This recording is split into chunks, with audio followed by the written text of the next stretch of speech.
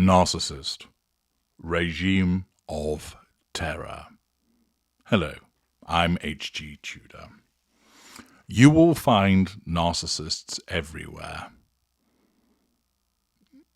Narcissists appear in romantic relations. You'll find them in your workplace. They may well be serving you in a shop. They're making decisions about your country. Narcissists appear in so many different places.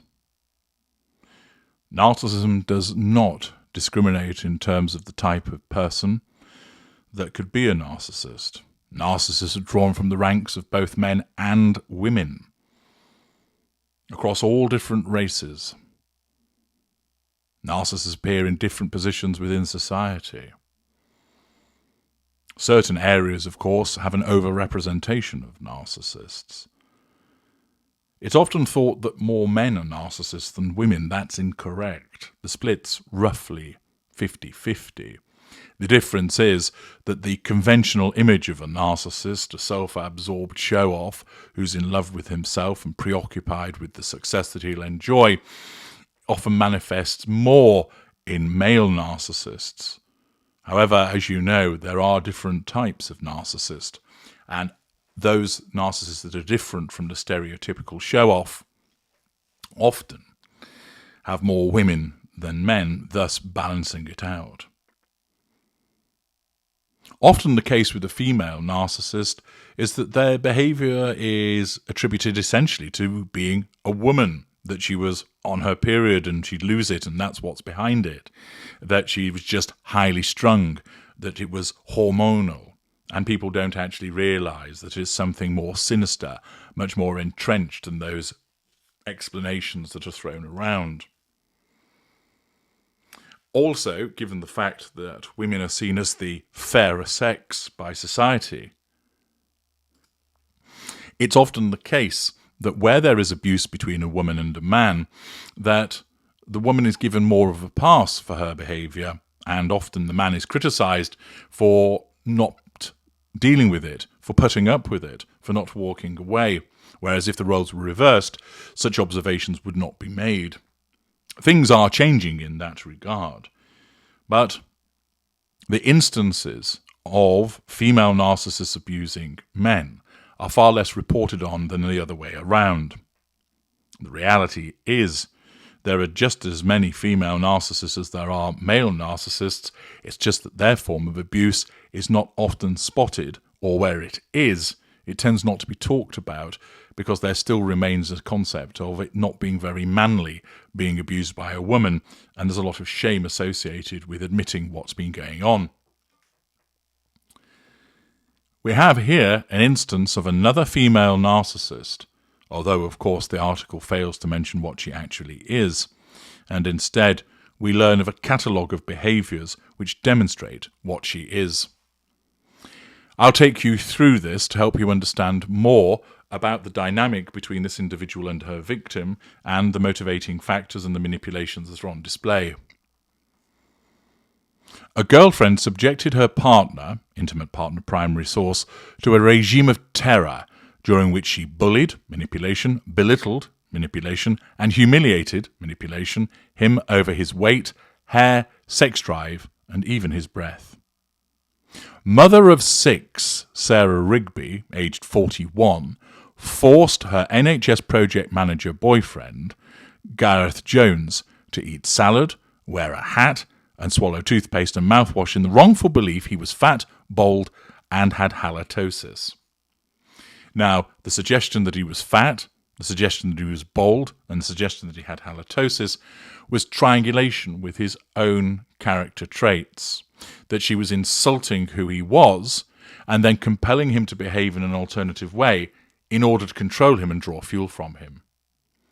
During their abusive 6-month relationship, so it was only a short entanglement, the student nurse even taunted Jones, 40, over his sexual performance, belittlement, and threatened, "If I'm not pregnant this month, I'm going to find someone else to have sex with." Triangulation, use of threat. At Chester Crown Court, Mr. Jones bravely told how he was driven to the brink of suicide by the abuse as Rigby admitted to coercive behaviour. She was handed a 20-month jail sentence, suspended for 2 years, and banned from contacting him or his parents for 5 years under a restraining order. Thus, she kept her liberty. One wonders if it had been the other way around, whether that would have been the case. Mr. Jones would be frisked by her before leaving the house, assertion of control, and was condemned to pound the streets or do his job from their local library, pub or supermarket cafe until she came home.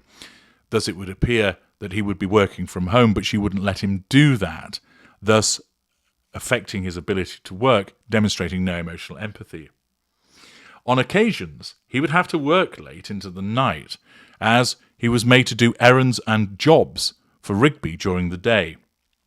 Once again, showing no emotional empathy for him, causing him having to work late because she would send him on errands during the day, demonstrating her sense of entitlement. Under Rigby's regime, he would also have to forfeit his £4,000 a month wage, financial control, and allowed her to check his mobile phone on demand, assertion of control, lack of boundary recognition. He even resorted to giving his own mother a duress code to indicate when it was safe for them to speak without his lover listening in. In one row, Jones was hit in the face by a glass candle holder, physical violence, assertion of control, leaving him with a scar across his nose.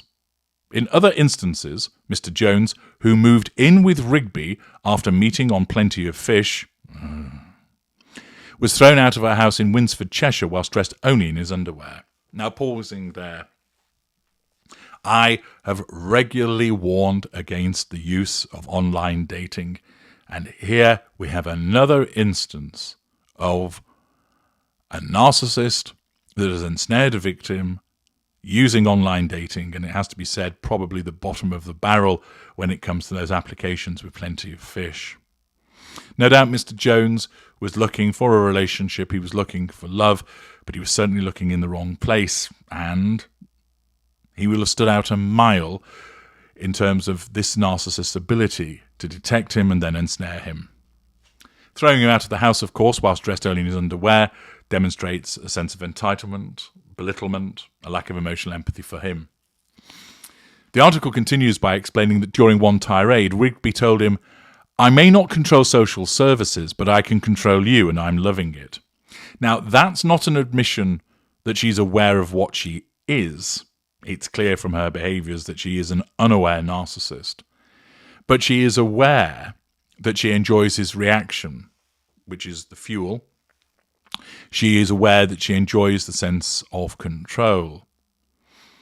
This isn't her making a genuine admission as to what she is, but rather her narcissism in that instance, allowing her to use the truth of her behaviours, i.e. that she can control him and she enjoys it, to belittle him further. It's as if the narcissism has said, it's okay, you're allowed to admit this because we know you don't truly understand what you are, and the admission will get under his skin, so therefore you can say that to him. She also calls him fat, lazy, sweaty, a whale, dopey, thick, smelly, and a dog during other temper tantrums.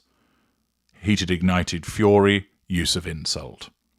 He told the court he was now so haunted by his experiences, he kept minimal possessions and would have a grab bag with him containing a toothbrush and washing products and a towel at all times. This is because he'll have been conditioned to being thrown out of the property with no toiletries and clothing, etc., and therefore he had that bag ready so that he could take hold of it whenever she decided to assert control by kicking him out.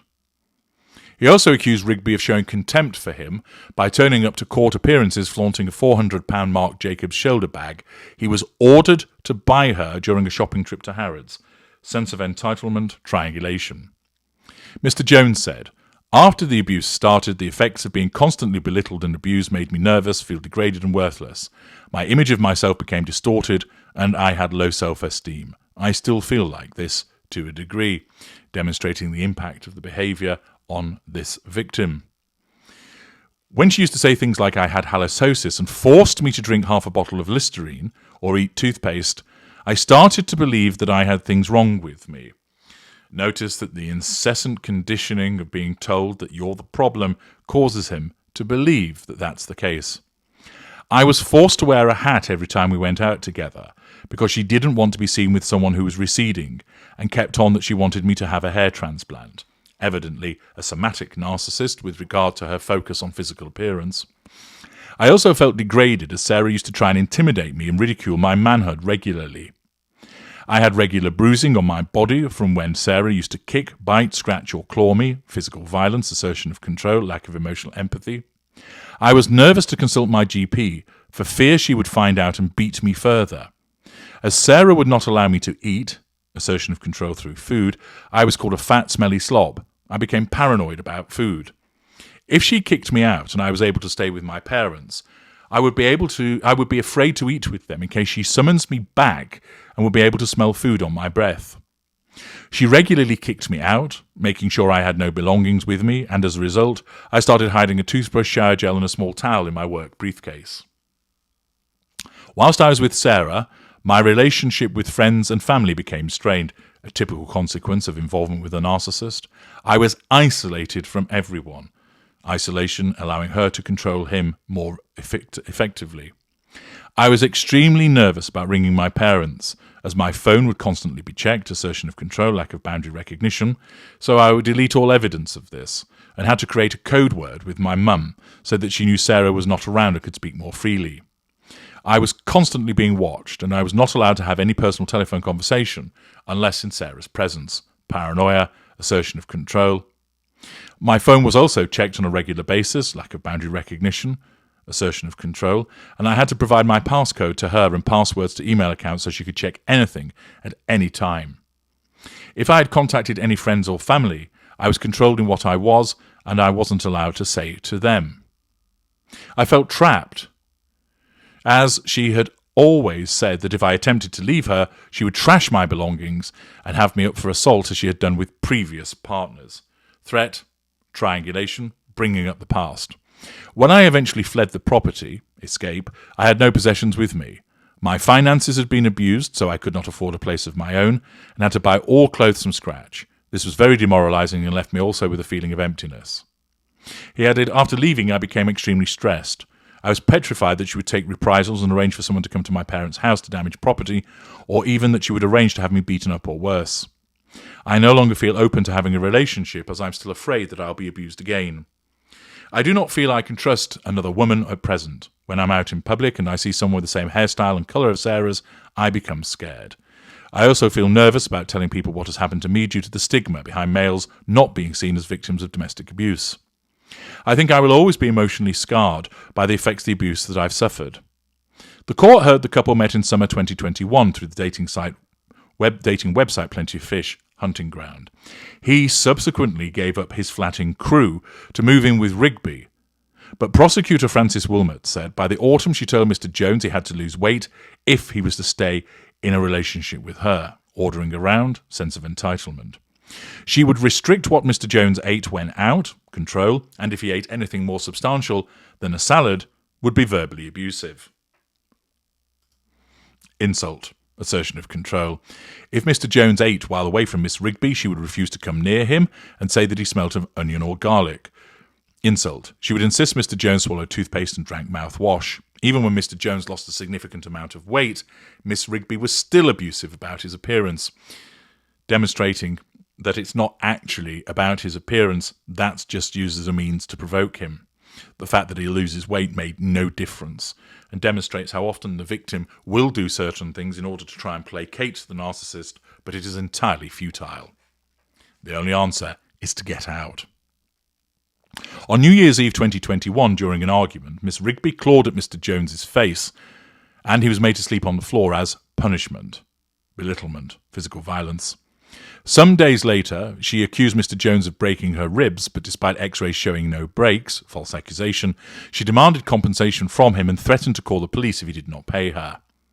Residual benefit, use of threat. She wore Mr. Jones down with repeated messages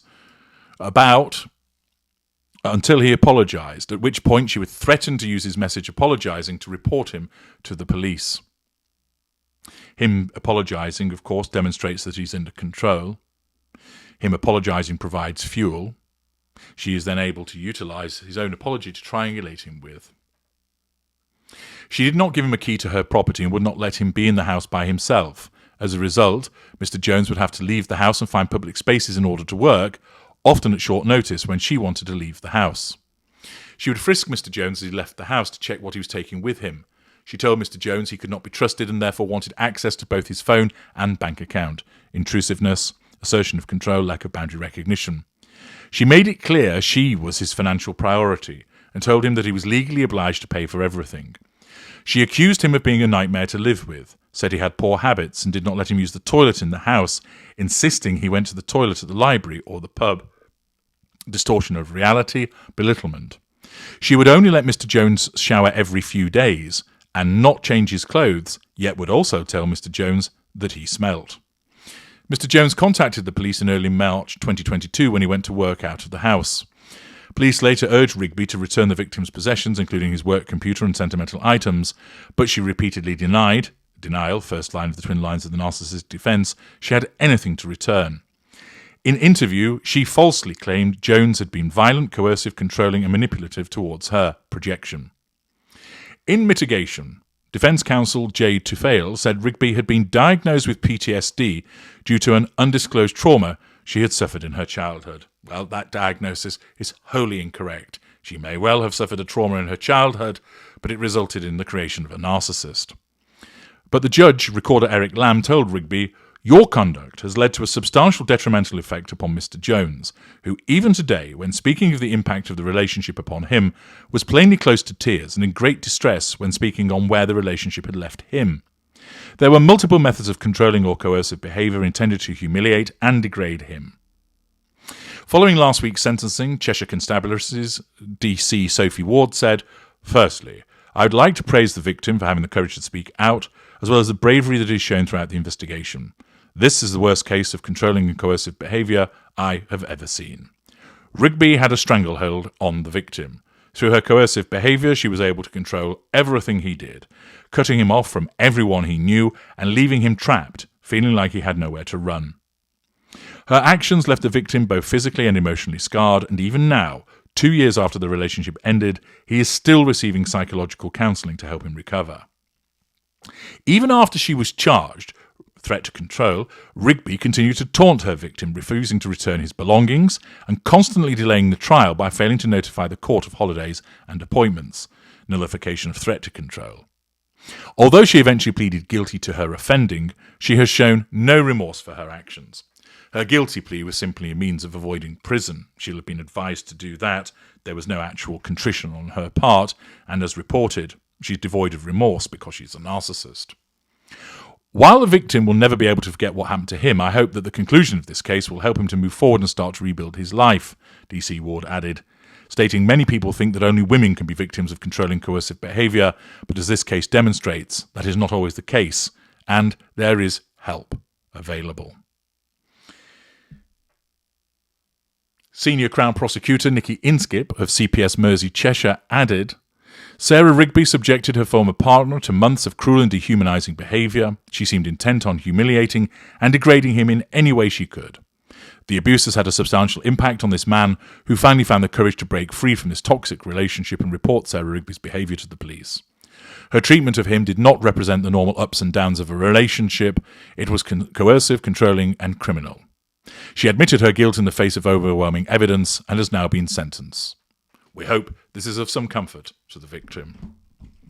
An individual who is plainly a narcissist, an individual that has no emotional empathy, operates with that rampant sense of entitlement, showing no accountability for her behaviours, repeatedly manipulative, often in rather rudimentary manner, showing that she's an individual that was haughty and showed many aspects of the narcissistic dynamic. A clear example of a narcissist. Now, we don't have more information about Rigby in terms of was she working. It would appear probably that she wasn't. She relied upon him financially. She behaved in a manner whereby she was verbally abusive, physically abusive, that she would humiliate him in public. Undoubtedly, she will have probably have been looking to cheat or was cheating on him. Although there'd be more information that would be necessary, the likely outcome for her in terms of what school she would be either lower mid-range or middle lesser. I don't have sufficient information with regard to her schooling, regard to her intelligence level, and so forth. But those would be the two likely options pending further information. In terms of Cadra, clearly somatic. Another example of a narcissist in action, one that has felt the force of the law, albeit still has her liberty, but at least the victim was able to escape. I'm H.G. Tudor. Thank you for listening.